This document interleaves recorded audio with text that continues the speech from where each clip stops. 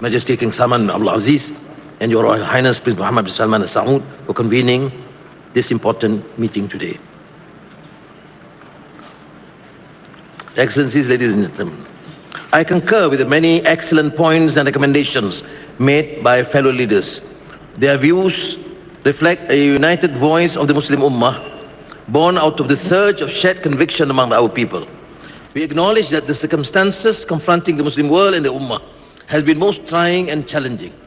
Yet, it is indeed highly commendable that painstaking efforts have been made and continue to be made, including summits such as this, so as to find ways and means to put an end to violence, destruction and misery brought on the Palestinian people and to relieve their long and untold suffering. Israel no longer belongs within the civilized community of nations, and its barbarism demands nothing less than decisive action to safeguard not just the Middle East, but the entire global order. 50 years ago, the world was so horrified by the atrocities in South Africa that the United Nations General Assembly took the unprecedented step of denying its government a seat of the Assembly. Israel, however, has gone beyond the pale, beyond reason, beyond humanity itself in its vile and blatant perpetration of genocide of the people of Palestine. These cumulative acts of violence against an entire nation leaves us with no choice but to demand the swift and effective action of the international community, including embargo, suspension, and even expulsion. In its relentless campaigns, Israel has now struck at the very heart of the international community's lifeline for Palestine by targeting the United Nations Relief and Works Agency for Palestine refugees. By barring UNRWA from operating, Israel is causing the collapse of the world's humanitarian response, cutting off the most basic means of survival in Gaza for those who have already lost so much.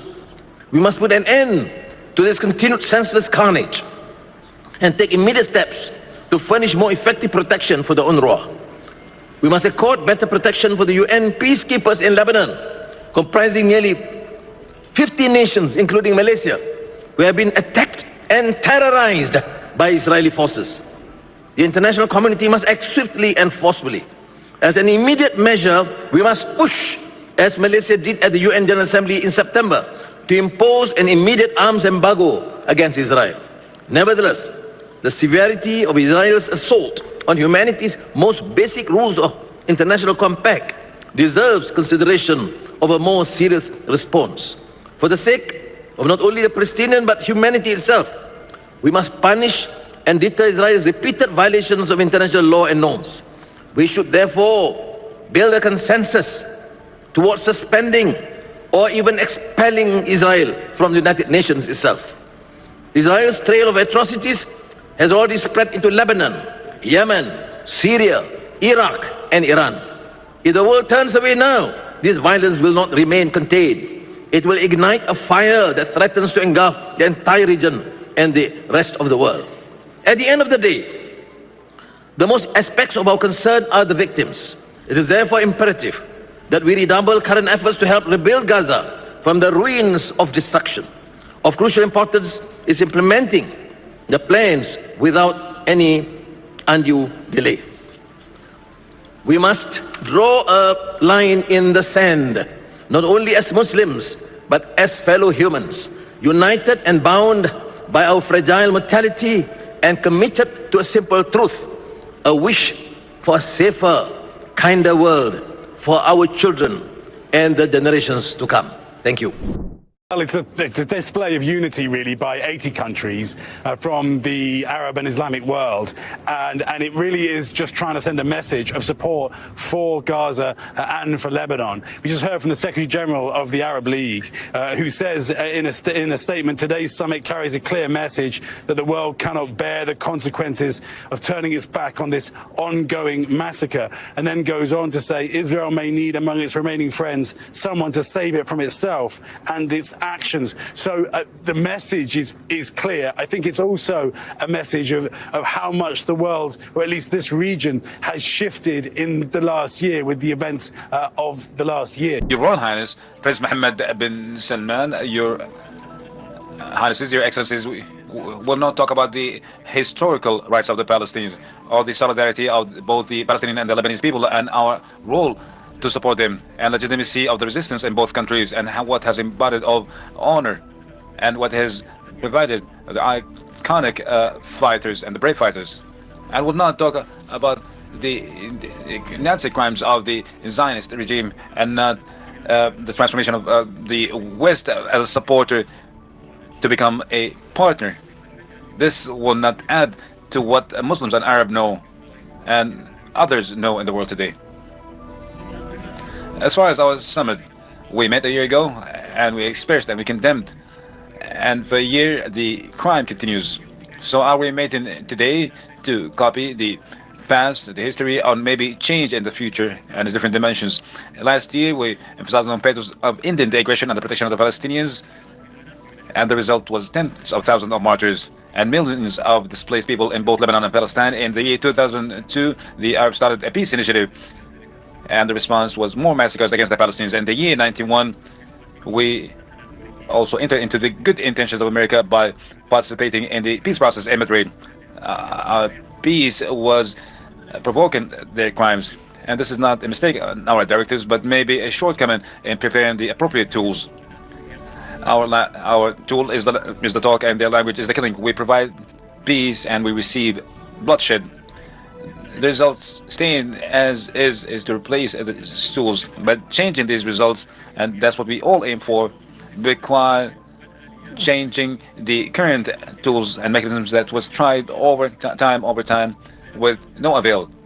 If we agree about the principles, how can we transform it into practical application on the ground to achieve our objectives, to determine the tools available to achieve that peace and the targeted entities that will lead turn and talk into action, and from agreements and statements to reality. And maybe the objectives when we talk about the rights of the Palestinian people might be evident to us, but what's the benefit from these rights? And they don't have even the basic rights of a living. As we're trying to retrieve or regain those rights of the Palestinians, the priority now to stop the massacres and to stop the genocide. But the tools, I believe that we do possess it collectively on official level, Arabs and Muslims, peoples and countries. We need to take a decision of the use of the tools if the Israel did not agree in our statements, and this is what I expected, and to determine our options then. Should we be angry again? Should we condemn? Should we call upon the international community? Should we impose sanctions? But what is our practical plan? We are indirect partners in this genocide. We're not talking about a country, but we're talking about a colonist entity, an outlaw regime. We're dealing with settlers, more barbaric than humane. And the problem is not with a certain government or this government and the people who are scared of the previous events.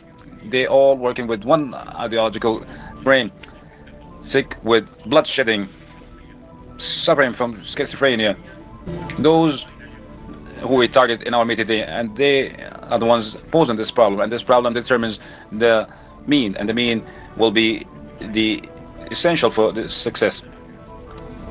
And we're hoping that we'll achieve success in this meeting and we'll take the appropriate decisions, not to be as one talking to a thief with the language of law, and with the criminal with the language of ethics, and with the killer with the language of humanity.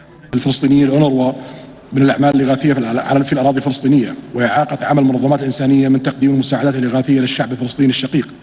ونعرب عن إدانتنا للعمليات العسكرية الإسرائيلية التي استهدفت الأراضي اللبنانية، ونرفض تهديد أمن لبنان واستقراره وانتهاك سلامته الإقليمية وتهجير مواطنيه. وتؤكد المملكة وقوفها إلى جانب الأشقاء في فلسطين ولبنان لتجاوز التبعات الإنسانية الكارثية للعدوان الإسرائيلي المتواصل، وندعو المجتمع الدولي للنهوض بمسؤولياته للحفظ الأمن والسلم الدوليين بالوقف الفوري للاعتداءات الإسرائيلية على الأشقاء في فلسطين ولبنان، والزام إسرائيل باحترام سيادة الجمهورية الإسلامية الإيرانية الشقيقة وعدم الاعتداء على أراضيها.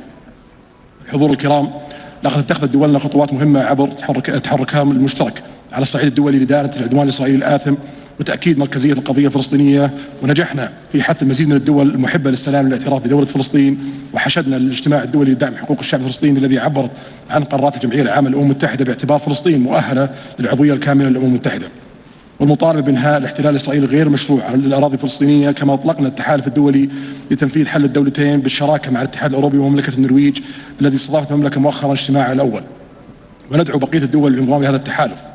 ومن هذا المنطلق فإننا نؤكد أهمية مواصلة جهودنا المشتركة لإقامة دولة فلسطينية على حدود 67 وعاصمتها القدس الشرقية، كما نؤكد ضرورة المحافظة على سيادة الدولة اللبنانية على كامل أراضيها، ونتطلع أن تسهم هذه القمة في تحقيق ما نصبو إليه جميعا. والسلام عليكم ورحمة الله وبركاته.